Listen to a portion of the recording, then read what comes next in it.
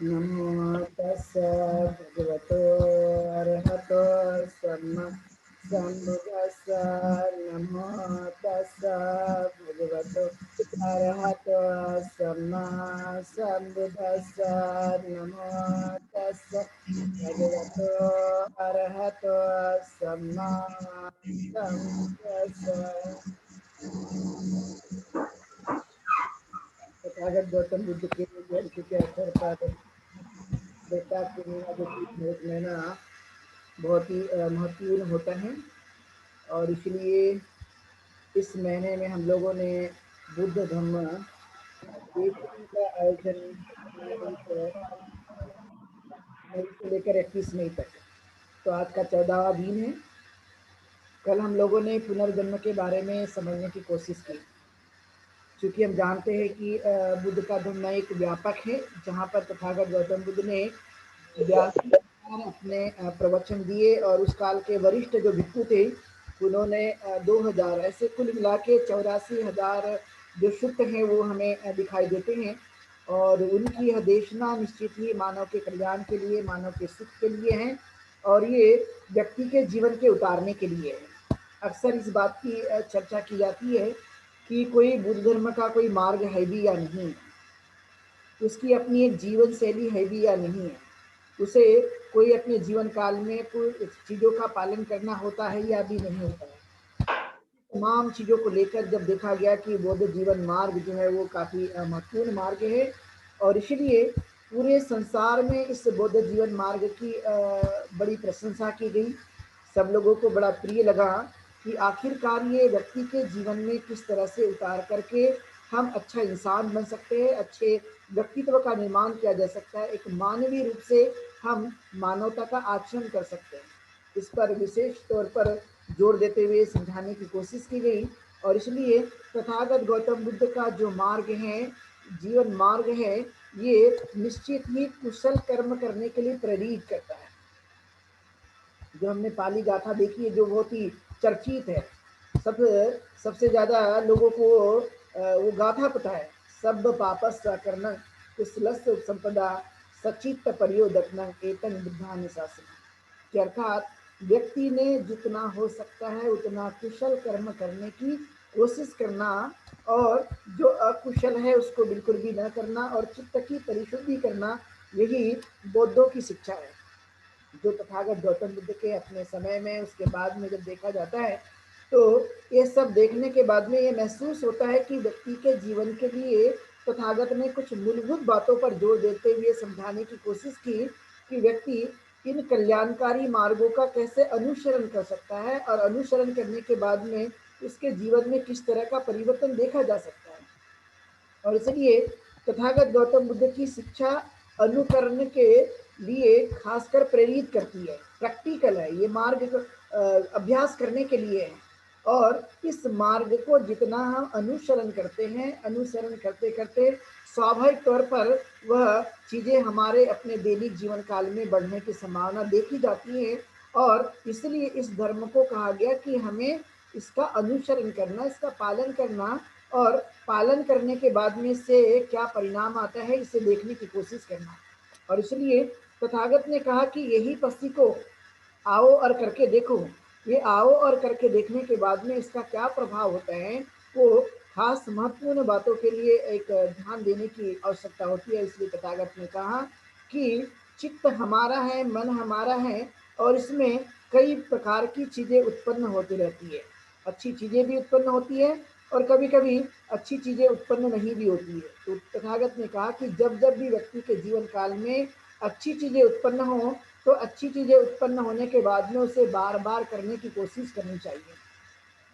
और जब बार बार करने की कोशिश की गई तो इसका एक प्रभाव जो है वो हमारे दैनिक जीवन में होने की पूरी तरह से संभावना देखी जाती है। और ये एक बड़ा कारण जो है व्यक्ति के जीवन में समझ में आया, और समझ में आने के बाद में तथागत के इस मार्ग पर चलना शुरू किया गया। और जिन जिन लोगों ने इस मार्ग का अनुसरण किया, तो देखा ये गया कि वे लोग निश्चित ही वह सुख का अनुभव करते जा रहे, शांति का अनुभव करते जा रहे, चित्त में परिवर्तन हो रहा है, और दुखों से वह ऊपर उठते जा रहे हैं। इस तरह का जो प्रभाव है उस तत्कालीन सोसाइटी में देखा गया, और उस तत्कालीन सोसाइटी में देखने के बाद में कई ऐसे लोग थे जिन्होंने इसका पालन जोड़ दिया कि यह धर्म निश्चित ही पालन किया गया, तो पालन करने के बाद में इसका असर हमारे दैनिक जीवन में हो सकता है या नहीं हो सकता। तो उन्होंने कहा कि जब जब भी हमारे जीवन में भलाई करने की भावना उत्पन्न हो, जब जब भी चित्त में अच्छा कार्य करने की भावना उत्पन्न हो, तो अच्छा कार्य करने की भावना जब जब भी हमें ये जीवन में उतारी जाती है, जीवन में प्राप्त होती है, तो वैसे ही उसे तत्काल करने पर जोर देना चाहिए। यदि तत्काल करने पर इसको जोड़ दिया गया तो स्वाभाविक तौर पर इसका जो प्रभाव है व्यक्ति के जीवन काल में कहीं ना कहीं देखने के लिए मिल सकता है, क्योंकि चित्त एक ऐसी चीज है जहां पर लगातार जो है वो कई प्रकार के विचारों का आना जाना लगा रहता है। और जब ये विचार आने जाना लगा रहता है तो ये कोई इसकी गारंटी नहीं कि आज सुबह जो विचार मन में आए थे वो दोपहर में जरूर स्थायी बन के रहेंगे। जरूर नहीं है कि जो दोपहर में विचार बनकर आए थे वो शाम तक वैसे विचार बन के रहेंगे, इसकी कोई संभावना नहीं है। और इसलिए हमें जब भी व्यक्ति के जीवन काल में वो स्वाभाविक तौर पर ये चीज देखी जाती है कि ये हमें कल्याणकारी मार्ग है और इस कल्याणकारी मार्ग का अनुसरण कर लिया जाए। और चित्त में जब अच्छी भावना उत्पन्न हो जाए तो अच्छी भावना के साथ में उस कार्य को हमें कर देना चाहिए। चित्त में कुशल प्रवृत्ति जागती है तो उसे तत्काल करने की कोशिश करनी चाहिए, क्योंकि ये तत्काल करने के बाद में इसका प्रभाव देखा जा सकता है। लेकिन यदि मान लिया जाए चित्त में अच्छी भावना उत्पन्न हो गई, अच्छी बातें उत्पन्न हो गई, तो अच्छी बातें उत्पन्न होने के कारण ऐसा बाद में नहीं देखा जा सकता कि वही भावना अपने जीवन काल में रह सकती है। और इसलिए यह एक जोर देने लायक बातें, समझने के योग्य बातें हैं कि व्यक्ति ने अपने जीवन काल में उन तत्वों का आचरण करने के लिए जो भावना उत्पन्न हो जाती है, और जब अच्छी भावना उत्पन्न हो गई तो उसे हमें अपने जीवन काल में करने की कोशिश करनी चाहिए। यदि ऐसा किया गया तो व्यक्ति के जीवन में पछतावा उत्पन्न नहीं होता। और यदि जो अच्छी बातें उत्पन्न हो गई और अच्छी बातें उत्पन्न होने के पश्चात यदि उसे नहीं किया गया तो हो सकता है कि वह बातें कालांतर में चित्त में परिवर्तन लाएगी, और वो फिर हो सकता है कि हमें जीवन में पछताना पड़ सकता है, जीवन में वो प्रायश्चित करना हो सकता है। तो ये खास महत्वपूर्ण बातें हैं जो हमें आज वर्तमान काल में समझने की कोशिश करनी चाहिए। और इसलिए कार्यों को हमें भली भांति करना चाहिए, जानकर करना चाहिए। कार्यों को हमें अपने जीवन काल में समझ कर लेना चाहिए। यदि ये कार्य किया गया और समझकर ये जीवन में इन चीज़ों को उतारा गया तो स्वाभाविक तौर पर उसका जो प्रभाव है वो चित्त में एक अच्छा प्रभाव देखने के लिए मिल सकता है। और ये खासकर जीवन काल में ये चीज़ें बार बार लाई गई, बताई गई, और एकाग्रता का उपयोग करने के लिए कहा गया कि आखिरकार मनुष्य जो है वो जब एकाग्र होता है, चित्त एकाग्र बनते रहता है, तो उसे ये ख्याल आते रहते हैं, उसे ये ध्यान आते रहता है, और ये ध्यान की वजह से ही उसके द्वारा जो भी कार्य संपन्न होते हैं वो कार्य जो है वो ऐसे ही व्यक्ति के जीवन से चले नहीं जाते।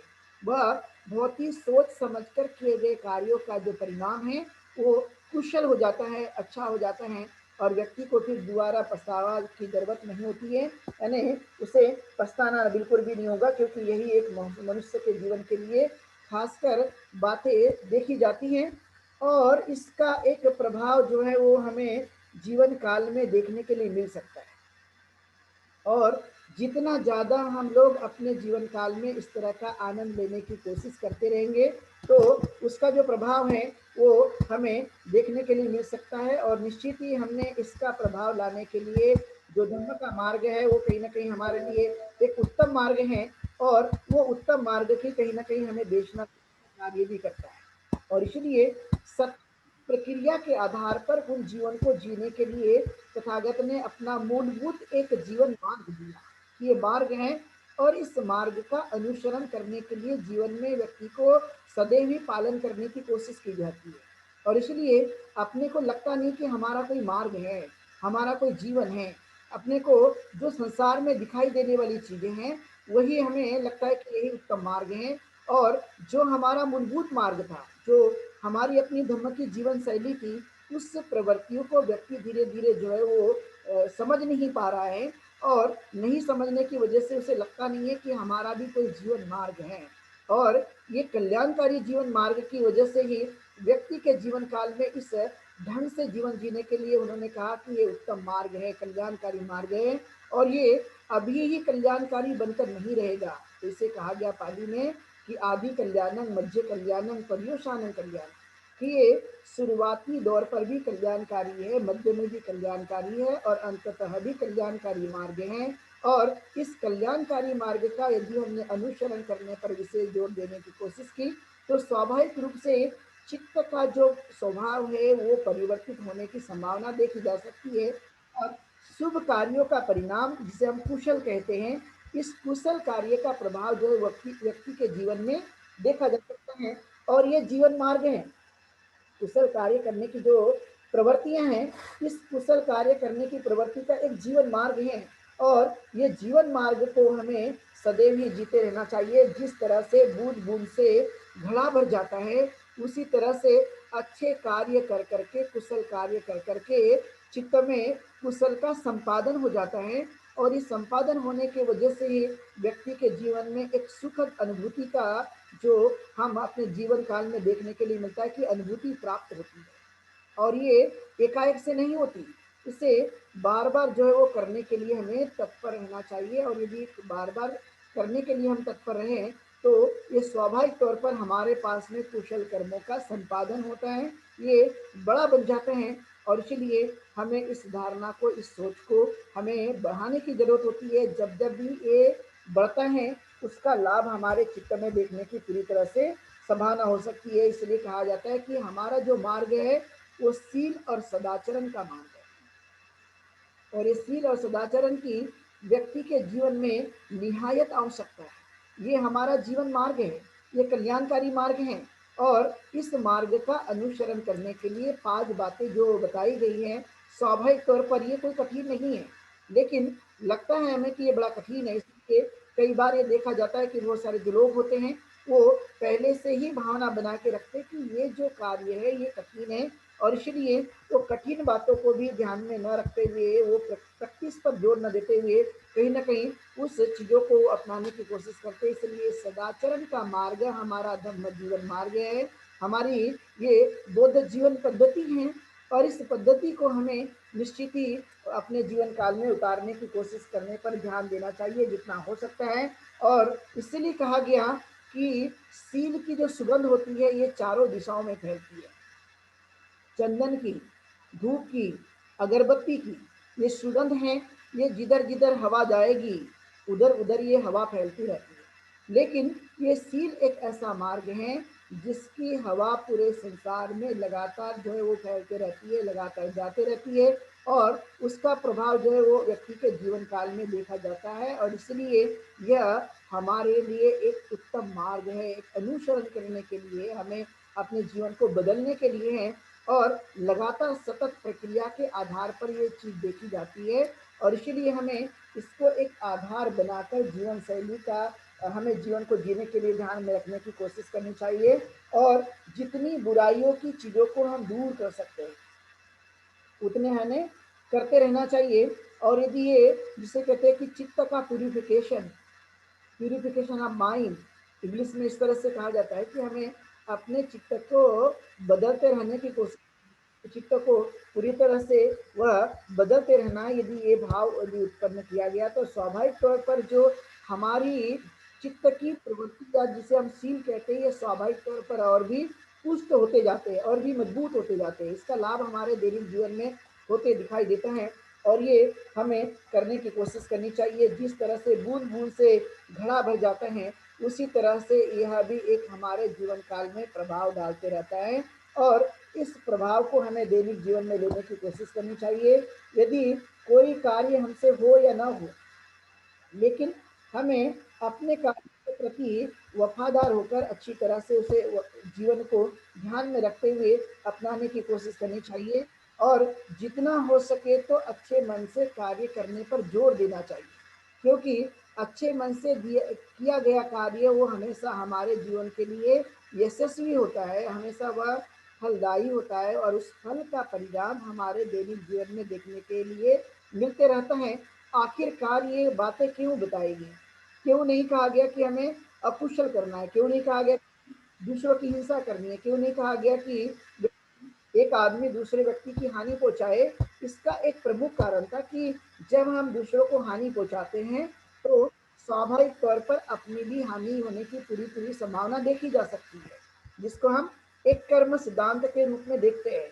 जैसे मैंने एग्ज़ाम्पल दिया था कि जब हम कोई इमली का पेड़ लगाते हैं, तो स्वाभाविक तौर पर उसकी जो पैदाइश है, वो कभी भी जो है वो आम के पेड़ में तब्दील होने की संभावना नहीं देखी जा सकती। It's called the rule of nature. ये प्रकृति का एकमेव सिद्धांत है और सिद्धांत के आधार पर ही जीवन को एक बड़ा एक असर जो है वो जीवन में देखने के लिए मिलता है और कुशल कार्यों पर विशेष ध्यान देने के लिए कहा गया। तथागत गौतम बुद्ध ने इसकी प्रशंसा की है। इसका उन्होंने अनुशंसा की है कि आधार पर ही हम अपने दैनिक जीवन के इस कार्य को भली-भांति करने की हम कोशिश कर सकते हैं और जिस तरह से हम ये कोशिश करने के लिए लगातार बने रहेंगे, तो स्वाभाविक तौर पर उस चित्त में हमारा एक प्रभाव देखने के लिए मिल सकते हैं और ये लगातार जो है करने की कोशिश करनी चाहिए। क्यों? क्योंकि कभी न कभी अकुशल कर्मों का भी परिणाम आते रहता है। कुशल कर्मों का भी परिणाम आता है और अकुशल कर्म का भी परिणाम आते रहता है और इसलिए जितना हो सके तो कुशल कर्म का जो हमारा जीवन बनते रहता है उसको हमने अवॉइड करना चाहिए, उसे दूर करने की कोशिश करते रहना चाहिए। यदि हमने उनको दूर करने की कोशिश की तो उसका जो लाभ है वो हमारे दैनिक जीवन में होने की पूरी पूरी संभावना देखी जा सकती है, क्योंकि अक्सर व्यक्ति जो है वो ध्यान नहीं देता। देखना होगा कि व्यक्ति जो है वो हर चीज़ों को वह सरल रूप में लेने की कोशिश करता है। जब तक उस पर कोई ऐसी आपत्ति ना आ जाए, जब तक उस पर कोई ऐसा परिणाम ना आ जाए, तब तक उसको किसी भी प्रकार की ये चिंतन करने की ताकत नहीं बढ़ती।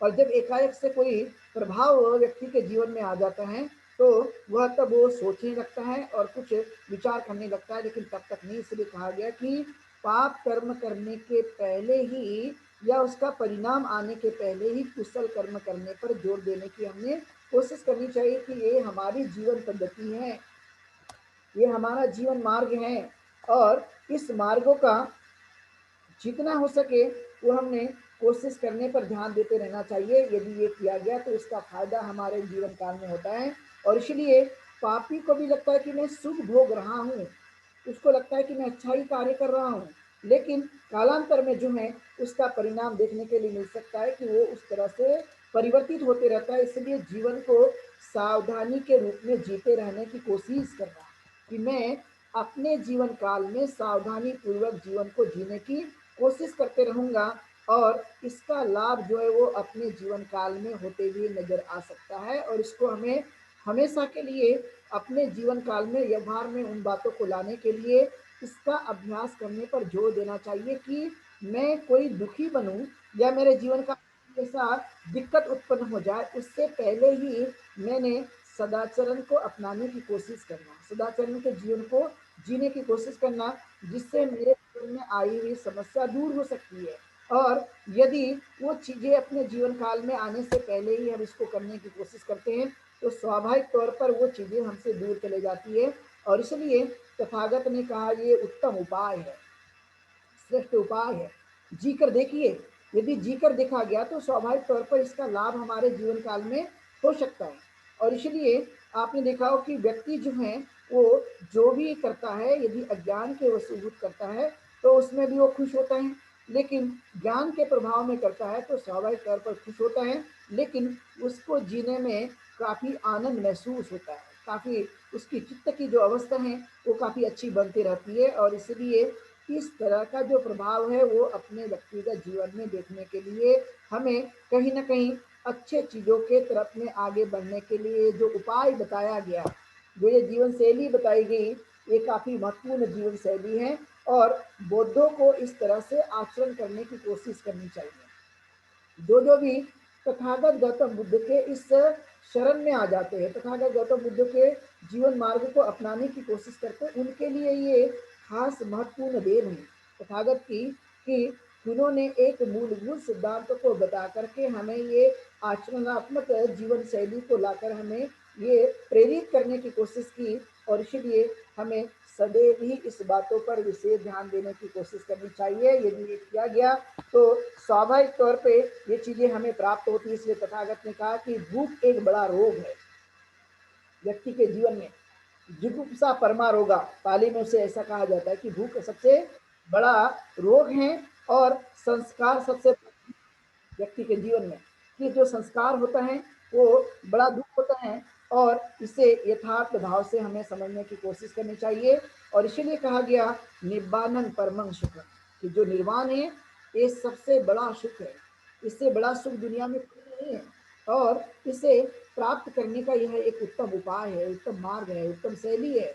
और इस जीवन शैली को हमें जितना हो सके तो हमें इस उपाय को अपने जीवन काल में उतारने की कोशिश करनी चाहिए। और ये हमारे अपने स्वयं पर निर्भर करता है, स्वयं के जीवन शैली पर निर्भर करता है, और जितना हो सके तो इसे हमें करने की कोशिश करनी चाहिए। लेकिन कभी कभी प्रश्न उत्पन्न हो जाता है कि हम क्यों करें, सारे दुनिया के लोग तो नहीं कर रहे, लेकिन मुझे क्यों करना चाहिए। लेकिन जब हम इस पर सोचते हैं या विचार करते हैं, ये पाया जाता है कि दुनिया के लोग मेरे लिए तो नहीं जी रहे। जब दूसरों को मैं देखता हूँ और दूसरों को देखकर मैं उनका अनुसरण करने की कोशिश करता हूँ, लेकिन दुनिया के लोग जो है वो मुझे तो कहीं देख नहीं रहे या मेरे लिए जी नहीं रहे। मुझे तो जीना अपने लिए है, और इस जीवन को सबसे पहले अपने को सुरक्षित करने के बाद में ये दूसरों की सहायता करने की कोशिश करनी है। लेकिन दूसरे लोग जो हैं वो ये इस तरह का जो जीवन है वो नहीं जी रहे, तो इस तरह की जो भावना है वो अपने चित्त में कहीं ना कहीं लाने की कोशिश करना। यदि इस ढंग से यदि चित्त में भावना लाई गई तो इसका प्रभाव देखा जा सकता है। इसलिए तथागत ने कहा लोभ और तृष्णा को दूर करने की कोशिश करनी चाहिए, ये जीवन शैली है। और ये जब जब भी हमने इस चीज़ों को अपने जीवन काल में लाने की कोशिश की, तो इस चीज़ से कहीं ना कहीं हमारे चित्त में एक गलत प्रभाव देखने के लिए मिलता है। लेकिन जब जब भी हम इसको अपने जीवन से दूर करते रहते हैं, तो स्वाभाविक तौर पर यह एक जीवन शैली के रूप में हमारे लिए मददगार साबित होता है। ये कहीं ना कहीं हमारे लिए लाभप्रद हो जाता है, और इसे हमें करने की कोशिश करनी चाहिए। तो आपने देखा होगा कि जो धन की वर्षा होने से भी, यदि हमें कितना भी धन प्राप्त हो जाए, धन की वर्षा होने से भी आदमी की कामना की पूर्ति कभी नहीं होती। यदि हमें पूरा का पूरा धन भी प्राप्त हो जाए, पूरे संसार को हमारे सामने भी वो सारे धन को इकट्ठा करके लाया जाए, तो लाने के बाद भी वह व्यक्ति कभी भी नहीं कहेगा कि यह मुझे नहीं चाहिए, और उसकी पूर्ति भी कभी नहीं हो सकती। तो ये कहीं ना कहीं चीज़ें देखने के लिए मिलती है। इसलिए तथागत ने एक बार जो है वो उपाय करके दिया, और उपाय करने के बाद में एक व्यक्ति से कहा कि जाइए ऐसे घर से रोटी लेकर आइए जहाँ पर किसी को दुख उत्पन्न ना हुआ हो, यानी सुखी जीवन जिया हो, ऐसे ही घर से रोटी लानी है। यदि किसी ने जिसके घर में दुख उत्पन्न हुआ है ऐसे घर से यदि रोटी लाते हैं तो वो स्वीकार नहीं की जाएगी। तो वो व्यक्ति चले जाते हैं, जाने के बाद में पहले घर में जाते हैं और कहते हैं कि मुझे रोटी चाहिए, और घर के लोग देने के लिए तैयार हो जाते हैं, और उनसे पूछते हैं कि आपके घर में दुख तो नहीं है। तो किसी ने कहा हाँ जी बहुत दुख है, मेरा लड़का मुझसे नाराज होता है, मेरी सुनता नहीं है, मेरे घर में मेरे कई प्रकार की समस्या है। तो उन्होंने कहा भाई आपके घर में दुख जरूर है, तो ये आपकी रोटी नहीं चाहिए। फिर उन्होंने इस बात को और दूसरे घर में गए और वहाँ से भी कहा कि मुझे रोटी चाहिए, तो वो देने के लिए तैयार हो जाते हैं। देने के बाद में वो कहते हैं कि आपके घर में किसी प्रकार का दुख तो नहीं है। तो उन्होंने कहा जी हाँ हमारे घर में मेरी लड़की मुझसे सुनती नहीं है, या मेरे घर के और भी लोग सुनते नहीं हैं, और ये समस्याएं हैं। तो ये जब सुना गया तो उन्होंने समझा कि इनके भी दुख है। अंतिमतः वह व्यक्ति के दिमाग में ये बात आ जाती है कि हर घर में दुख है, हर घर में समस्याएं हैं, हर घर में ये सब चीजें हैं। और उसका उन्होंने मूल कारण बताया कि जो लोभ और तृष्णा के जो मूल कारण हैं, इसी की वजह से कहीं ना कहीं अपने चित्त में ही इसका आभास होते रहता है, इसका दुख होते रहता है। और ये अपने ऊपर में हम उसका एक प्रभाव ले लेते हैं, अपने चित्त में उसका एक बड़ा प्रभाव ले लेते हैं, और उस प्रभाव की वजह से ही कहीं ना कहीं हमारे जीवन काल में ये असर देखा जाता है। और इसलिए तथागत ने कहा कि लोभ और तृष्णाओं से मुक्त होने की हमने कोशिश करनी चाहिए और चित्तों को जितना फ्रीडम दे सकते हैं, जितनी आज़ादी दे सकते हैं, जितने से स्वतंत्र बनाए जा सकते हैं, वो बनाने की हमने कोशिश करनी चाहिए, क्योंकि यही हमारे लिए एक मूलभूत उपाय है, यही हमारे लिए एक जीवन शैली है, यही हमारे लिए दुखों को नष्ट करने का एक उपाय है। और उसे हमें बार बार करने की कोशिश करनी चाहिए, क्योंकि वर्षा जितनी होती है उतना भी धन व्यक्ति के पास लाया जाए, लेकिन कभी भी व्यक्ति कभी भी संतुष्ट होने वाला नहीं है, क्योंकि एक इच्छा की पूर्ति होने पर दूसरी इच्छा ऑटोमेटिकली जाग जाती रहती है। एक इच्छा पूरी नहीं हुई, दूसरी इच्छा अपनी वो जो है अपना सर उठा लेती है। तो इस तरह का जो प्रभाव है वो चित्त में देखने के लिए मिलता है। और कहा गया कि लोभ से दुख पैदा होता है, और ये तृष्णा से भी दुख पैदा होता है। लोभ से भी भय पैदा होता है, तृष्णा से भी भय पैदा होता है। और यदि जो व्यक्ति लोभ से मुक्त है, तो मुक्त होने के बाद में उसके जीवन में किसी भी प्रकार का दुख देखा नहीं जा सकता, वो दुख की संकल्पना हो नहीं सकती, दुख उसके जीवन में कभी भी नहीं रह सकता है। और इसीलिए ये मूलभूत जो बातें हैं, इस मूलभूत बातों की तरफ में विशेष तौर पर ध्यान देने की कोशिश करना। और जब हम ये लोभ और तृष्णा को दूर करते रहते हैं, तो स्वाभाविक तौर पर ये हमारे जीवन में बदलाव आते रहता है। लेकिन अपने को लगेगा आखिरकार हम इसको क्यों छोड़ दें, क्योंकि ये तो हमारे अपने जीवन का अहम हिस्सा है। लेकिन हम जब इसको एक अहम हिस्सा मानते रहते हैं, तो अहम हिस्सा को मानने की वजह से कहीं ना कहीं हमारे चित्त में उसका एक दुष्परिणाम देखने के लिए मिलते रहता है। और इसलिए बाबा साहब अम्बेडकर ने इसको स्पेशली बुद्धा एंड धम्मा में इसको बताने की कोशिश की कि हमारी जीवन शैली क्या है, हमें किस आधार पर जीवन को जीने की कोशिश करते रहना चाहिए। और ये हमारी जीवन शैली अन्य जीवन शैली की अपेक्षा कहीं अलग है। हमारी जीवन शैली का जो स्वभाव है वो काफ़ी अलग है, क्योंकि इसी से इंसानियत बढ़ती है, इससे मानवीय जो गुण धर्म है वो बढ़ने की संभावना होती रहती है। तो ये मानवीय गुण धर्म की वजह से ही हमें परिवर्तन देखने के लिए मिलता है। इसलिए हमारी जो जीवन शैली है, उसकी जीवन शैली में और अन्य जीवन शैली में कहीं ना कहीं हमें फर्क देखने के लिए मिलता है। वो एक नहीं है, वो सब कुछ अलग है। और इसलिए यहाँ पर इन चीज़ों को करने के लिए कहा गया कि हम इस तरह से जीवन को जीने की कोशिश करें। और फिर आपने देखा होगा एक सबसे महत्वपूर्ण बात होती है, वो होती है आसक्ति। यानी व्यक्ति आसक्त रहता है, और वो आसक्त एक दिन के लिए नहीं, वह जीवन भर आसक्त बना रहता है। जब वो किसी भी आयु में यदि वो चले जाता है, लेकिन आसक्ति मनुष्य की कमजोर नहीं होती। ऐसा लगता है लोगों को कि युवा अवस्था में ज़्यादा प्रभावशाली रहती है, लेकिन युवा अवस्था में जितनी ये प्रभावशाली है, उतनी ये कोई बुढ़ापे में आने के बाद भी ये कोई कमजोर नहीं होती, बल्कि उतनी ही ताकत के साथ में ये आसक्ति बनी रहती है। अलग अलग प्रकार के रूप में ये देखी जाती है। और इसलिए कहा गया कि आसक्ति ही दुख का कारण है। आसक्त रहना ही व्यक्ति के जीवन के लिए कहीं ना कहीं वह दुख का कारण में परिवर्तित होती रहती है। और जितना हमें ये आसक्ति कमजोर बनते रहेगी, उतना व्यक्ति के जीवन में दुख कम आते रहेगा, उसका स्वाभाविक गुण है। और लेकिन ये एकाएक से दूर नहीं जाती है। और लेकिन हमें ये इंसानियत का स्वभाव धर्म, मानव का स्वभाव धर्म और इस प्रकृति के वास्तविक सिद्धांतों को यदि हमने समझने की कोशिश की, तो हम आसक्ति को भी धीरे धीरे कम कर सकते हैं।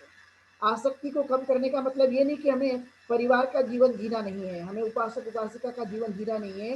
वो सब अपने नियम के आधार पर जो हमारे लिए नियम लागू है, वो सभी जीवन को जीना है। लेकिन उसके साथ जितना हमें जो अटैचमेंट कहा जाता है, जो आसक्ति कही जाती है, वो दुख का ही, यानी मेरा ही है, मेरे अलावा किसी का नहीं है, मेरा ही है, ये जो भावना है, ये कहीं ना कहीं दुख में परिवर्तित होती रहती है। इसलिए बुद्ध ने बहुत अच्छी तरह से समझाने की कोशिश की है। पूता मत्थी धनमत्थी इति बालो यति अत्ता ही अतुन्नति कुतो पुत्ता कुतो धन। ये मेरे प्यारे लोगों, मेरे उपासक उपासिकाओं, सज्जनों, ये मैं आप लोगों को इसलिए बता रहा हूँ क्योंकि मैं ये मानता हूँ कि ये मेरा है, ये धन मेरा है, ये सब कुछ मेरा है। लेकिन जब शरीर मेरा नहीं है, तो कहाँ पुत्र और कहाँ। ये स्वाभाविक तौर पर ये दार्शनिक बातें जरूर हैं, लेकिन वैचारिक रूप से यदि आप इसका अध्ययन करते हैं, तो समझ में आएगा कि व्यक्ति का अपना शरीर भी नहीं है। यदि अपना शरीर होगा, तो उस पे नियंत्रण पाया जाता कि मरता मरता नहीं व्यक्ति, और वो कभी परिवर्तित नहीं होता। लेकिन स्वाभाविक तौर पर देखा गया कि जब शरीर ही व्यक्ति का नहीं है, तो कहाँ पुत्र और कहाँ धन, ये कुछ भी नहीं है। और इसलिए तथागत की ये मूल बातें हैं। लेकिन इसका मतलब ये नहीं कि हम पारिवारिक रूप से जीवन को जीते हैं तो हमें अपने बच्चों का संरक्षण नहीं करना है, अपने घर परिवार का संरक्षण नहीं करना है। संरक्षण तो अवश्य ही करना है, लेकिन हमें ये मान कर चलना कि यही हमारा है, बाकी कुछ नहीं है। तो ये हमारी मिथ्या धारणाएं हैं, क्योंकि वो हमारा हो नहीं सकता। क्योंकि इस प्रकृति में मैंने कल ही बताया था कि तत्वों का मनुष्य का अस्तित्व है, और जब तत्वों का मनुष्य का अस्तित्व है तो वो कैसे हमारा अपना हो सकता है, क्योंकि वो तो एक मिश्रित रूप है। वो तो एक मिट्टी हवा पानी और उष्णता का एक पुंज है, और उस पुंज का अपना एक अस्तित्व है। और जब वो हमारा नहीं है तो ये बाकी की चीजें कैसे हो सकती। लेकिन मनुष्य जो है वो मिथ्या धारणा का शिकार बनते जाता है, और इसलिए कहीं ना कहीं ये चीजें उसको प्रभावित करती रहती है। इसलिए तथागत ने कहा कि व्यक्ति को आसक्ति से ऊपर उठने की कोशिश करनी चाहिए, उससे दूर होने की कोशिश करनी चाहिए। यदि ये जितना वह दूर होते रहेगा, उतना बहुत ही हल्का जीवन जीने की कोशिश करेगा, बहुत ही सामान्य जीवन जीने की कोशिश करेगा, और उसका लाभ अपने दैनिक जीवन में होने की संभावना देखी जा सकती है। ये मतलब नहीं कि हम खाना पीना छोड़ दें, आसक्ति का ये मतलब नहीं कि हमें जीवन जीना छोड़ देना है। आसक्ति का मतलब है कि हमें अपने जीवन काल में जीवन को जीते हुए किसी चीजों को अपना ही मानकर पकड़ कर रखने की कोशिश करना। ये पकड़ कर रखने की कोशिश करना ये आसक्ति का परिणाम है। लेकिन यदि हम उस पकड़ कर नहीं रखते, उसे तोड़ देते हैं, तो हम सर्व सामान्य के रूप से हम मैत्री भावना का अभ्यास करने पर जोर देने की कोशिश करते हैं। और इसलिए तथागत ने जिन बिंदुओं के ऊपर में बातें कही कि आसक्ति को त्यागने का मतलब है कि हमारे चित्त में करुणा मैत्री और दया और प्रेम की अनुभूति प्राप्त करना, उसे जीवन काल में बढ़ाने की कोशिश करना। ये जितनी ज्यादा बढ़ते रहेगी, उतना आसक्ति का गुण हमारा कमजोर होते रहेगा। ये धीरे धीरे इससे हम दूर जा सकते हैं, और इसलिए प्रमुख बातें हैं, क्योंकि हमें ये चीजें होना। और इसलिए एक बार का किस्सा है कि एक शिकारी ने एक शिकार करना चाहा, और जब वो शिकार करना चाहा तो उसे लगता था कि मैंने शिकार जो है वो करनी चाहिए। तो उसने उस एक पिंजरे को लाया, और एक पिंजरे को लाकर चौराहों पे रख दिया। चौराहों पे रखने के बाद में वो उस पिंजरे के अंदर में एक फल को रख दिया, और फल को रखने के बाद में जब बंदर ने देखा कि इस पिंजरे के अंदर में फल है, तो उस फल को बंदर पकड़ना चाहता था, और शिकारी बड़ा चतुर था। उसने उस पिंजरे के अंदर में इतना ही जो है वो छोटा सा दरवाजा रख दिया था कि वो सिर्फ उसका हाथ जा सकते हैं, लेकिन हाथ बाद में वो निकलने की वह दिक्कत हो सकती है। काम उसने किया, और बंदर ने देखा कि उसके अंदर में एक फल रखा हुआ है।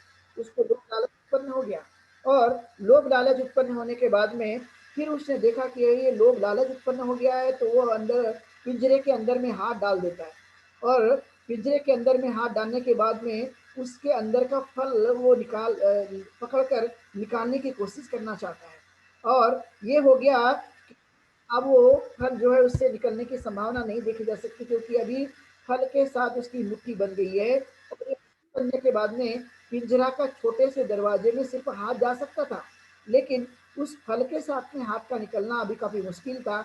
लेकिन बंदर को फल भी चाहिए, और साथ में उसका हाथ भी बाहर आ जाए, आजादी भी चाहिए, तो ये संभव नहीं था। क्योंकि वो इतना ही उसने शिकारी ने दरवाजा बना के रखा था कि उसका हाथ जा सकता है, लेकिन फल को पकड़ने के बाद बंदर का हाथ बाहर नहीं आ सकता, और वो बंदर जो है पकड़ा जाता है।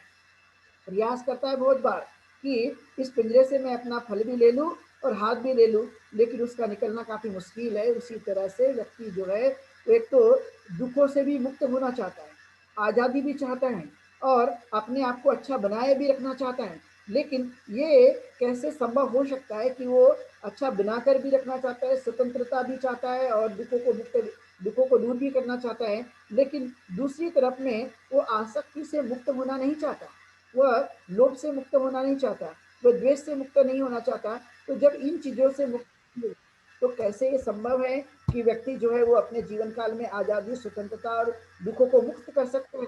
ये बिल्कुल भी संभव नहीं हो सकता।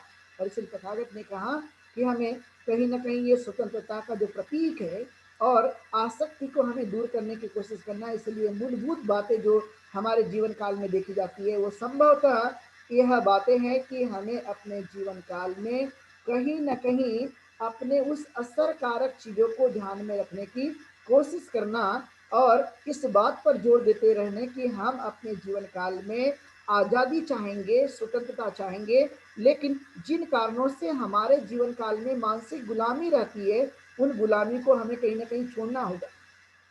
तभी तो आज़ादी का अनुभव ले सकते हैं।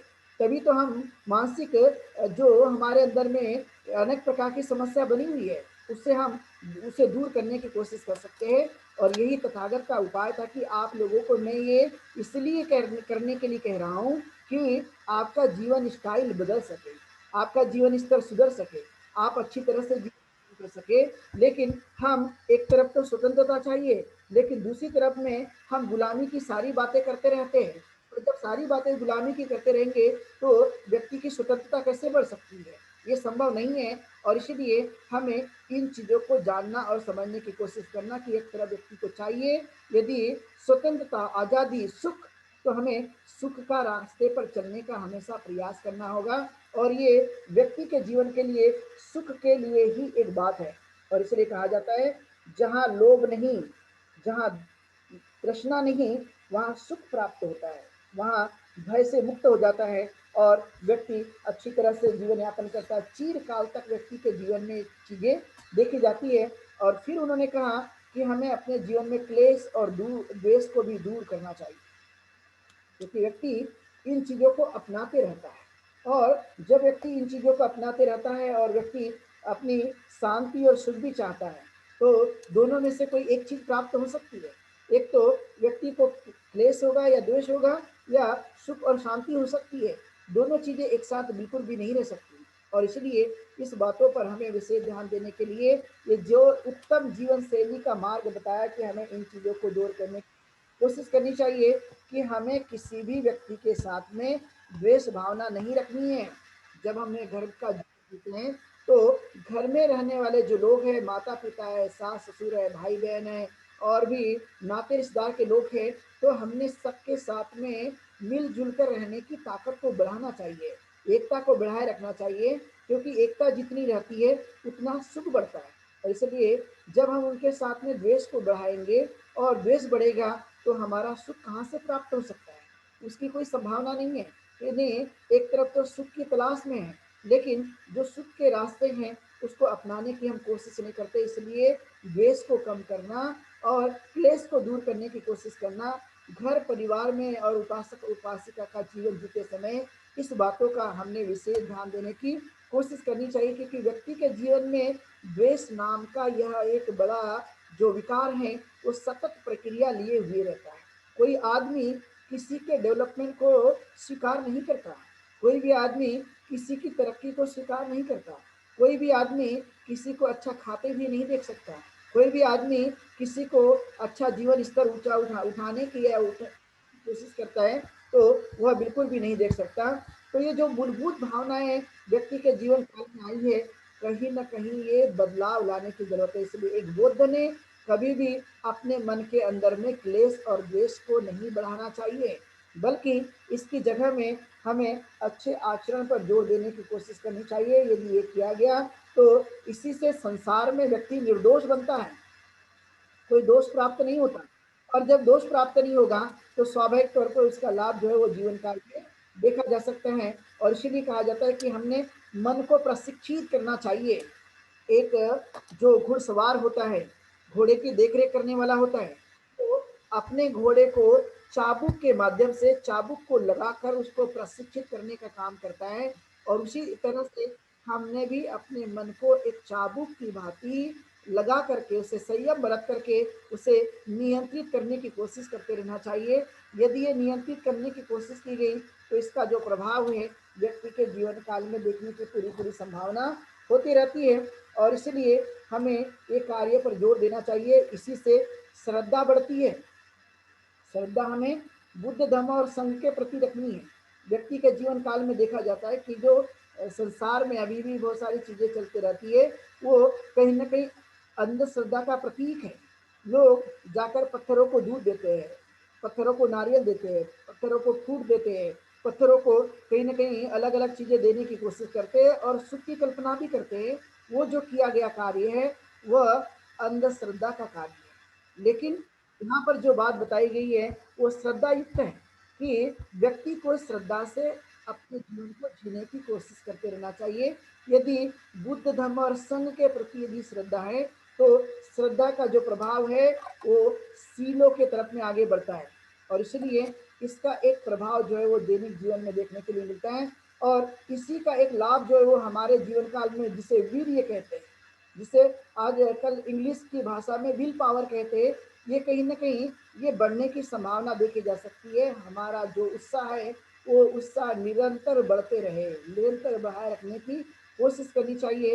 अपने मोरल को डाउन नहीं करना, अपने उत्साह को बनाए रखने की कोशिश करना, जो कि बहुत ही ज़रूरी है और इसी आचरण के कारण व्यक्ति जो है अपने जीवन काल में को प्राप्त होते रहता है, वो अच्छी चीज़ों को प्राप्त होते रहता है और इसका असर अपने जीवन काल में देखने के लिए हमें मिलते रहता है और इसलिए मेरी श्रद्धा कभी भी कमज़ोर नहीं होना चाहिए।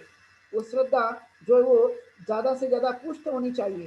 श्रद्धा जितनी पुष्ट होगी, उतना कार्य जो है व्यक्ति के जीवन काल में एक प्रभावी रूप से देखने के लिए मिल सकता है और वो हमने करने की कोशिश करनी चाहिए। इसलिए कहा जाता है कि हमने अपने वचन को, जो वाणी है, इसको सही रूप में हमें लाने की कोशिश करना, इसको सही रूप में अपने जीवन काल में उतारे रखने की कोशिश करना।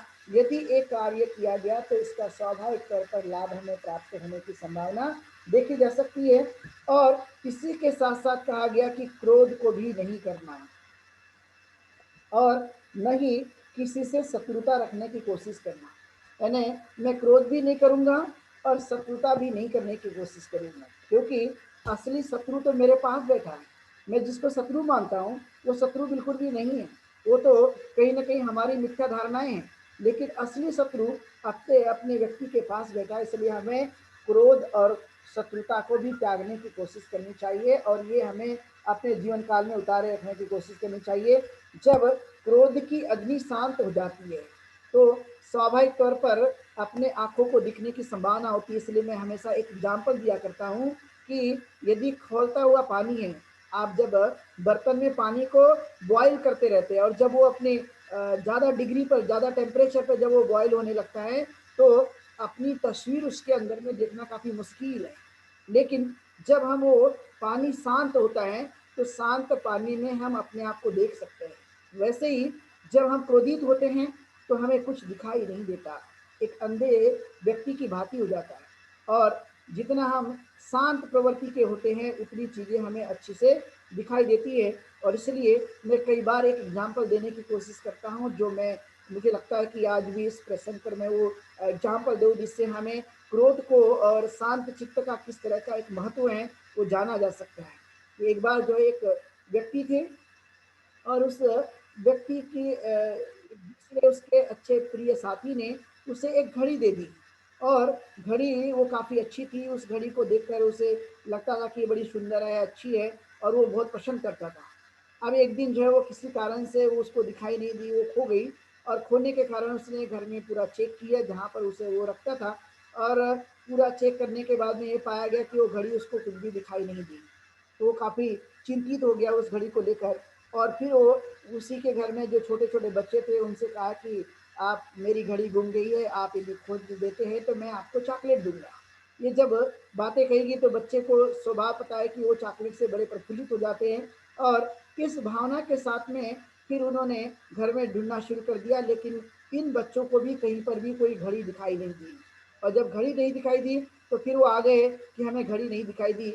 लेकिन उनमें से एक बच्चा, उसने कहा कि मुझे एक चांस दीजिए और मैं उस घड़ी को खोज कर लाने की कोशिश करूँगा, लेकिन इसके लिए मुझे आपको 2 चॉकलेट देनी होगी। पहले आपने 1 चॉकलेट का वादा किया था, अब आप मुझे 2 चॉकलेट देंगे तो मैं अंकल आपकी घड़ी ढूँढ कर लेकर आऊँगा। तो वो व्यक्ति जो है, वो जो बच्चा है, वो चले जाता है रूम के अंदर में और एक जगह वहाँ पर शांत बैठता है। बहुत ही शांत और गंभीरता से वो बैठता है और जैसे-जैसे वो शांत बैठता है, वैसे-वैसे वो घड़ी की टिक-टिक की आवाज़ सुनता है। क्योंकि आपने देखा घड़ी के अंदर की बहुत ही सूक्ष्मता के साथ में आवाज़ आती है। आपने ये महसूस करके देखिएगा, तो वैसे ही जैसा वो शांत होते गया, वैसे-वैसे उसको घड़ी की आवाज़ आती गई, और जैसे-जैसे घड़ी की आवाज़ आती गई, उसके वो नज़दीक पहुँचते गया, और नज़दीक पहुँचने के बाद में वो देखा कि वो अलमारी के पीछे वो घड़ी पड़ी हुई है, और उस घड़ी को उसने उठाकर लाया और अपने अंकल को दे दिया कि देखिए मैंने ढूँढ कर लाया हूँ, और मैंने इसको ये प्राप्त कर लिया, मुझे 2 चॉकलेट दीजिए। मैं जिस बातों की तरफ में ये बात बताने की कोशिश कर रहा हूँ, वो ये है कि ये घड़ी का मिलना जिसको घर में पूरा ढूँढना भी नहीं पड़ा, वो था शांत चित्त बनकर उसने जो प्रयास किया समझने की, खोजने की, उसका एक प्रभाव है। और इसलिए कभी भी आपने देखा होगा कि क्रोध में या जल्दबाज़ी कभी-कभी जो है वो दिक्कतें उत्पन्न हो जाती है निर्णय लेने में, और इसलिए हमें कहीं न कहीं अपने चित्त को इस तरह से शांत प्रवृत्ति के लिए इसलिए तथागत ने बताया कि इसके करने से हमें समझ बढ़ती है, जानने की क्षमता बढ़ती है। कहीं न कहीं हम कोशिश करने रहते हैं, और उसका एक अद्भुत परिणाम हमारे जीवन काल में देखने के लिए मिलते रहता है, और वो स्वाभाविक तौर पर उस कार्य को करने की कोशिश करना। इसलिए क्रोध अग्नि जो कही गई हैं, उसे हमें शांत करने की कोशिश करनी चाहिए।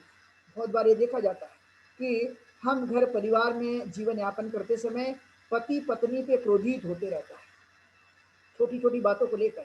और कभी-कभी ये देखा जाता है कि पत्नी जो है छोटी-छोटी बातों को लेकर जो है वो पति पे या घर परिवार के लोगों पर क्रोधित होती है।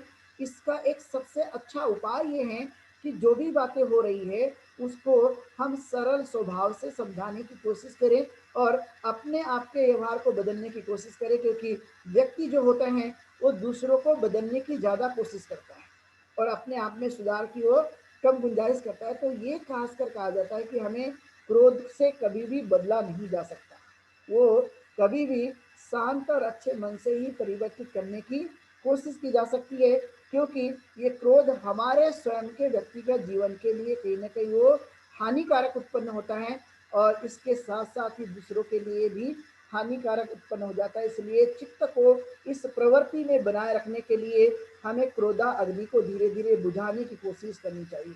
उसे अपने आप में परिवर्तन लाने की कोशिश करनी चाहिए। यदि ये स्वभाव रखा गया, तो स्वाभाविक तौर पर हम अपने आप को एक हमारी अपनी ताकत भी बढ़ाने में ये कहीं न कहीं मददगार साबित होता है। कहीं न कहीं हमारी अपनी प्रवृत्ति को कहीं न कहीं बदलने के लिए साबित होता है, और ये हमने बार-बार करने की कोशिश करनी चाहिए। यदि ये बार-बार करने की कोशिश की गई, तो इसका एक बड़ा लाभ हमारे जीवन काल में देखने के लिए मिल सकता है, और वो हमने करने की कोशिश करनी चाहिए। कभी-कभी हम ये बहुत सारा विचार करते रहते हैं अपने मन में, और उन बातों को हमेशा हम लेके चलते हैं।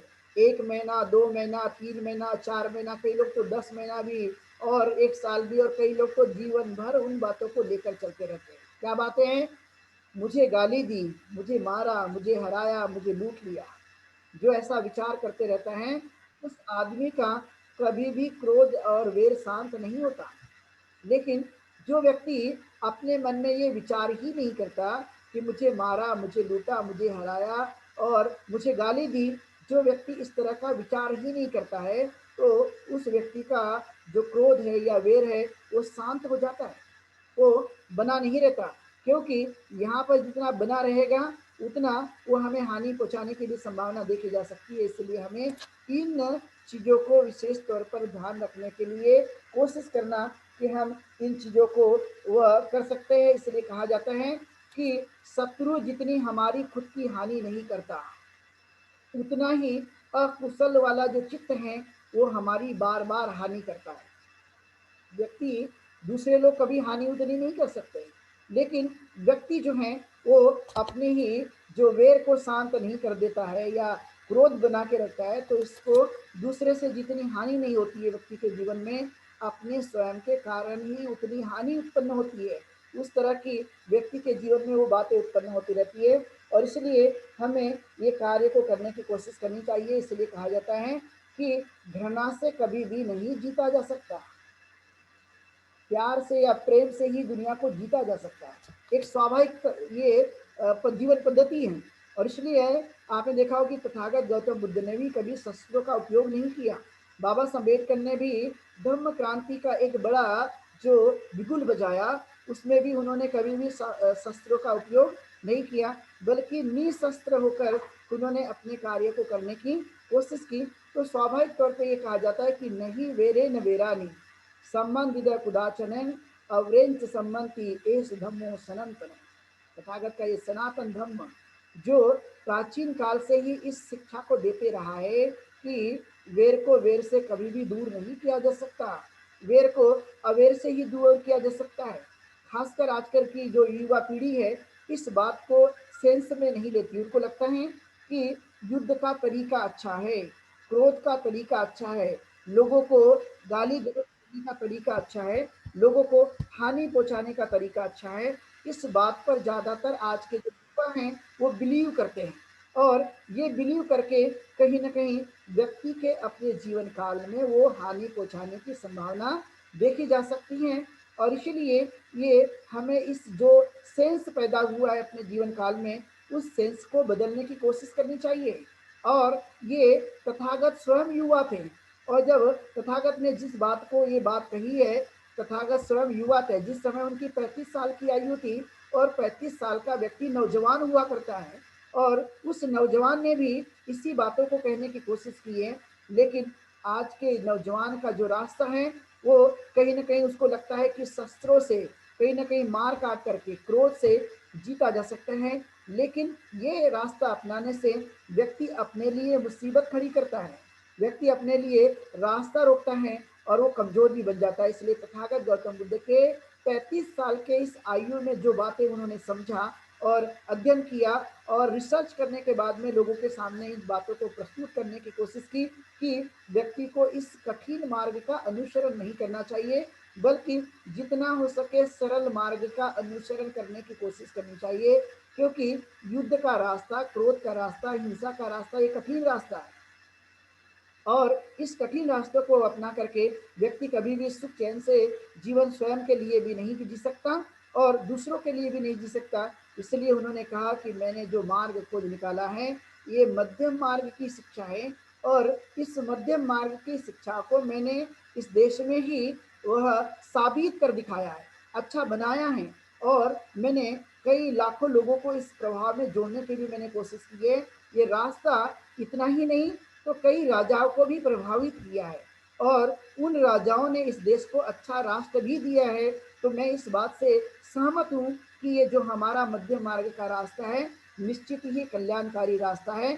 कठिन रास्तों को त्याग कर सरल रास्ते का मध्यम मार्ग का रास्ता यह उत्तम रास्ता है, और इसलिए हमने इस पहलुओं का विचार करना चाहिए। और इस पहलुओं को यदि हम ध्यान में रखते हैं तो इसका एक बड़ा प्रभाव अपने जीवन काल में स्वाभाविक तौर पर देखा जा सकता है। इसलिए उन्होंने कहा कि हमने मान मान और ये जो मन के मैल है या मन है इसको किस तरह से हमने शुद्ध करने की कोशिश करनी चाहिए, जो मैंने पहले इस बात पर जोर देते हुए समझाने की कोशिश की कि जितना हो सके तो मन प्रमुख है, इस बातों को ध्यान में रखने की कोशिश करना, और यह जीवन में उत्तम विचारों को अपने जीवन काल में करने की कोशिश करना कि मैं किसी भी प्रकार के इस पाप के रास्तों को नहीं अपनाऊंगा और कुशल रास्तों को बिल्कुल भी नहीं अपनाऊंगा, और चित्त को निर्मल बनाए रखने की मैं कोशिश करते रहूंगा। ये स्वाभाविक प्रक्रिया है अपने जीवन को अच्छा और बेहतर बनाने की, और इस बेहतर जीवन को मैं अपनाने की पूरी तरह से कोशिश करूंगा। और जब ये मैं काम करने में कहीं ना कहीं कामयाबी हासिल कर लेता हूँ, और तब मुझे लगता है कि मैं स्वयं अपना मालिक हूँ, दूसरा इस जगत में कोई मालिक नहीं है। और इसलिए तथागत ने कहा अता ही अतनो नाथो, तू ही नाथो परोसिया, कि मनुष्य जो है वो अपना स्वयं का स्वामी स्वयं है, उसका दुनिया में कोई स्वामी नहीं है, उसका जगत में कोई मालिक नहीं है, वो अपना स्वयं ही स्वयं है, और अपने कार्यों को भली भांति वह करने में कहीं ना कहीं वह सक्षम बन सकता है। इसलिए अपने इस चेतना को जगाने की कोशिश करना, अपने इस चेतना को बढ़ाए रखने की कोशिश करना, यदि ये कार्य किया गया तो हम अपने जीवन काल में कहीं ना कहीं अच्छा जीवन को जी सकते हैं। और इसलिए उन्होंने कहा कि बुद्धि न्याय और संगति अच्छी बनाने की कोशिश करनी चाहिए जितना हो सकते हैं। जो हम अपने जीवन काल में अनेक प्रकार की चीज़ों को करते रहते हैं, और वो अनेक प्रकार की चीज़ों को करने के कारण कई बार दिक्कतें निर्माण होती है, लेकिन जब हम अच्छी संगति पर ध्यान देते हैं तो इसका जो लाभ है वो हमारे दैनिक जीवन में उसका असरकारक परिणाम देखने के लिए मिलता है। और इसलिए उन्होंने कहा असवना च बालानंग, असेवना मतलब सेवन नहीं करना, बालानंग मतलब मूर्ख आदमी का, पंडितानंद सेवना, पंडित आदमी, बुद्धिमान आदमी, अच्छा आदमी, उसकी संगति करने पर जोर देना चाहिए। और ये मार्ग कैसा है, तो ये बहुत ही मंगल कार्य है, मंगल रास्ता है, मंगल उपाय है। और ये हमें बार बार करने की कोशिश करनी चाहिए। यदि ये काम करने की कोशिश की तो ये जीवन में कहीं ना कहीं असरकारक हो सकता है, इसका लाभ हमें मिल सकता है। और इसलिए हमें इस मार्ग को पूरी तरह से अपनाने के लिए, ये उत्तम मार्ग जो हमें मिला हुआ है, ये हमें करने की कोशिश करनी चाहिए। इसलिए कहा गया है कि इस चीज़ों का पालन हमने कब तक करना चाहिए, इसकी वृद्धि कब तक करना चाहिए, जब तक हम अपने आप को जीवित बनाए रखते हैं तब तक इन चीज़ों का पालन करने की कोशिश करनी चाहिए और इसको अपने जीवन काल में उतारे रखने की कोशिश करते हुए इसको आचरण पर ध्यान देना चाहिए। यदि ये काम किया गया तो स्वाभाविक तौर पे हमारे अपने जीवन काल में एक परिवर्तन होता है और इसी के कारण चित्त की एकाग्रता बढ़ जाती है। जो हमारा मन है, जिसके बारे में कहा गया पाली में, हंदनंग चपलंग चित्तंग दुरखंग दुर्निवार्यंग उजुम करोति मेधावी उसुकारो तेजनंग, कि अर्थात मनुष्य का मन चंचल है, चपल है, दूर दूर तक जाता है। यदि वह बुद्धिमान है तो वह अपने मन को एकाग्र कर सकता है। जिस तरह से धनुष बनाने वाला वह धनुष को सीधा कर देता है, उसी तरह से मनुष्य भी अपने मन को सीधा कर सकता है, उसको अपने वश में कर सकता है। और ये कौन करेगा, तो हम स्वयं कर सकते हैं। इस तरह की बातों पर विशेष ध्यान देने की जो कोशिश करना और जो भी प्रमाद है उस प्रमाद को त्यागने की कोशिश करना। यदि ये काम किया गया तो स्वाभाविक तौर पर उनके अपने जीवन में एक परिवर्तन देखने के लिए मिल सकता है। इसलिए जो अप्रमाद का जीवन है ये अमृत पथ के समान है और जो प्रमादी जीवन है वो प्रमादी जो जीवन है यह मृत्यु के समान है। और इसलिए व्यक्ति को अपने जीवन काल में अप्रमादी जीवन को जीतते हुए उसको बनने की या उसको अपने जीवन में उतारने की कोशिश पर विशेष ध्यान देने के लिए आगे बढ़ते रहना चाहिए। यदि काम किया गया तो उसको अपने जीवन काल में कहीं ना कहीं उतारते हुए सुख के तरफ में हम आगे बढ़ सकते हैं और उसका ध्यान हमें विशेष तौर पर देने की कोशिश करनी चाहिए। जो अपने जीवन काल में है कि जो दुख का रास्तों को दूर करना, दुख को हमें कैसे समाप्त करना, और दान और दया जो अपने जीवन का एक अभिन्न अंग है कि हमें दान कर्म को करने की कोशिश करनी चाहिए, दया भाव को बनाए रखने की कोशिश करनी चाहिए, क्योंकि यही हमारे लिए उत्तम उपाय है। इसलिए कहा गया आरोग्य परमालाभा, कि आरोग्य जो है वो सबसे बड़ा लाभ है, इसके समान दुनिया में कोई भी लाभ नहीं है। और इसलिए हम स्वस्थ रह सके, हम अच्छे रह सके, हमारा आरोग्य अच्छा बना रह सके, इसकी ओर हमने सबसे बड़ा ध्यान देने की कोशिश करनी चाहिए, क्योंकि ये हमारे लिए सबसे बड़ा लाभ है। इससे बड़ा लाभ इस संसार में जगत में कुछ भी नहीं है। और इसलिए आपने अनुभव किया होगा कि मृत्यु आ गई व्यक्ति के जीवन में, सब यहीं का यहीं रह जाता है, सब कुछ यहीं पर पड़ा रहता है, कुछ भी हमारे साथ नहीं आता। और इसलिए स्वस्थ रहकर जीवित रहना ये स्वाभाविक प्रक्रिया में हमें बनाए रखने के लिए लाभ कहा गया कि हम इस बातों को समझने की कोशिश करें। और संतोष इससे बड़ा धन है कि व्यक्ति ने सेटिस्फाइड होनी चाहिए, संतोष बना रहने की कोशिश करनी चाहिए और इस बातों पर भी ध्यान देना चाहिए। जो संतोष है उसका चित्त के प्रवृत्ति जो है वो स्वाभाविक तौर पर अच्छी पाई जाती है, इसलिए हमें संतोष बना रहना चाहिए। और सबसे बड़ा कहा गया है कि हमारा जो है कि विश्वास जिसे कहा जाता है, विश्वास सबसे बड़ा रिश्तेदार है, इससे बड़ा कोई दुनिया में रिश्तेदार नहीं है। आज की जगत की पूरी दुनिया विश्वास पर टिकी है और इसलिए विश्वास सबसे बड़ा जो विश्वास सबसे बड़ा रिश्तेदार जो कहा गया कि हम अपने घर में रहते हुए इन चीज़ों को बढ़ाए रखने की कोशिश करें कि विश्वास को बनाए रखना जरूरी है। कभी कभी हम विश्वास के विपरीत अविश्वास करने लगते हैं और वो हो सकता है कि वो सच्ची बातें नहीं है, लेकिन फिर भी हम कहीं ना इस तरह का भावना बना लेते हैं। इसलिए हमें इस बातों को ध्यान में रखने की कोशिश करना कि मेरे चित्त में जो भावना उत्पन्न हो रही है ये मेरे लिए सबसे बड़ा रिश्तेदार जो विश्वास बना हुआ है उसको मैं बखूबी से आचरण करने की मैं कोशिश करूँगा। यदि मैं बौद्ध जीवन मार्ग का अनुसरण कर रहा हूँ या बुद्ध का अनुसरण कर रहा हूँ, तो मुझे इस श्वास बनाए रखने पर जोर देना चाहिए और ये एक महत्वपूर्ण बातें है, इसको हमें अपने जीवन काल में ध्यान रखना चाहिए। और फिर कहा गया निब्बानंग परमं सुखम, तो जो निर्वाण है ये सबसे बड़ा सुख है, इसके समान सुख जगत में कोई नहीं है। नी यानी नहीं, यानी वान यानी तृष्णा, यानी व्यक्ति के जीवन की वह अवस्था जहाँ पर पूरी तरह से तृष्णाओं को नष्ट कर चुका है, वह अवस्था जहाँ पर किसी भी प्रकार की तृष्णाएं नहीं है, लोभ द्वेष और मोह का अंत हो चुका है, और वही अवस्था व्यक्ति के जीवन के लिए सबसे बड़ा कारण बनती है। और वो हमें करने पर जोर देना चाहिए, यही हमारे लिए एक बहुत महत्वपूर्ण चीज है। और ये सम्यक मार्ग, तथागत का सम्यक मार्ग, ये उत्तम मार्ग है और इससे बड़ा मार्ग कोई दुनिया में नहीं, और इसलिए इसका हमें पालन करना चाहिए। जितना हम कर सकेंगे इसका लाभ हमारे अपने जीवन काल में ये आते रहेगा। इसलिए इस मार्ग को यह बौद्ध जीवन मार्ग कहा गया है कि हमने इस मार्ग का अनुसरण करना, इस मार्ग पर चलने की कोशिश करना। दुनिया में सवाल पूछे जाते हैं कि हमारा मार्ग क्या है, लेकिन हमारा मार्ग कल्याणकारी मार्ग है, हमारा मार्ग मध्यम मार्ग है, हमारा मार्ग मानवतावादी मार्ग है, हमारा मार्ग वैज्ञानिक मार्ग है। और इस मार्ग का अनुसरण करके ही व्यक्ति जो है सुख की अनुभूति ले सकता है।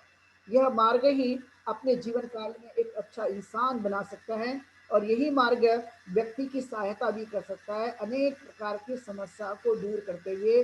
और हो सकता है तो इसका हमें जितना हो सके तो वो पालन करने पर हमें विशेष जोर देने की कोशिश करना, यही हमारा बौद्ध जीवन मार्ग है, जिसके बारे में मैंने आप लोगों को आज देशना के माध्यम से बताने की कोशिश की। और ये बौद्ध जीवन मार्ग हम निश्चित ही अपने घर के लिए, अपने परिवार के लिए, समाज के लिए और देश और दुनिया के लिए, जो लोग भी इंसान हैं उन लोगों के लिए तथागत ने ये मार्ग दिया, और ये बहुत ही उत्तम मार्ग है। इसका हम अनुसरण करके इसे और भी मजबूती के साथ में पालन करते हुए इसे आगे बढ़ाने की कोशिश करें। और मैं यदि पालन करता हूँ तो मैं दूसरों को भी ये पालन करने की प्रेरणा दे सकूँ, क्योंकि दूसरों को ज्ञान देना, दूसरों को कुछ बताना, जिसको कहा जाता है कि सब दानंग धम्म दानंग जिनाति, तो दुनिया में सब दानों का दान जो है, उन सब दानों में सबसे बड़ा जो दान है वो धर्म का दान है। और इसलिए इस दान को हमें समझने की कोशिश करना कि ये जो मूल्यवान शिक्षा है, जो बहुत काम की शिक्षा है, ये धर्म है। इस धर्म का हम खुद के जीवन के लिए और औरों के जीवन के लिए दुख समाप्त हो जाए, ऐसी ये भावना कहीं ना कहीं अपने जीवन काल में उतारते हुए इसका अनुसरण करेंगे। और यही एक उत्तम मार्ग है, ऐसी भावना को हम बनाए रखने की कोशिश करेंगे।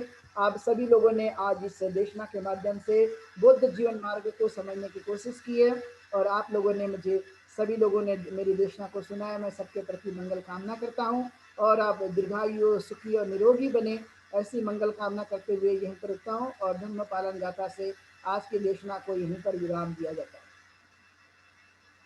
सब पाप सकरनं कुशल संपदा संपदा सचित सच्चिदानंद परियोदपनम् एतं बुधान शासनं धम्मं चरे सुचरितं नतं दुचरितं चरे धर्मचारे सुखं सेति अस्मिन् लोके परं च न तावता धर्मधरो यावता बहुभासति यो च पम्पे सुत्वानं धम्मं कायेन पश्यति सवेदमधरो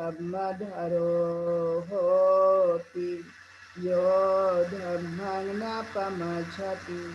नति में शरणं गय्यं बुद्धो में शरणं वरम् एतेन सच्चवचेन होतु ते जयमङ्गलम्। नति में शरणं गय्यं धम्मो में शरणं वरम् एतेन सच्चवचेन भवतु ते जयमङ्गलम् नमि मे शरणं गय्यं संघो मे शरणं वरम् एतेन सच्चवचेन भवतु ते जयमङ्गलम् नमो बुद्धाय नमो धम्माय नमो संघाय साधु साधु तो साधु। पता नहीं लगा और पायल तो स्ट्रेस बोल नहीं सकता हूँ मैं।